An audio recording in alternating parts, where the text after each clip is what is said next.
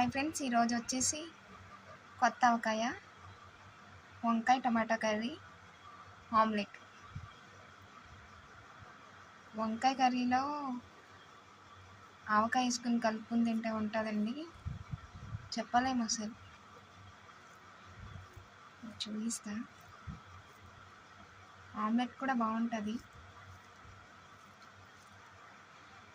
అందుకే వేసుకున్నాను అనుకోండి. చాలా అంటే చాలా బాగుంది వంకాయ కర్రీ. ఈరోజు నేను మార్నింగే వండాను. ఇలా పెట్టుకుని, ఇలా ముద్దలో పెట్టుకుని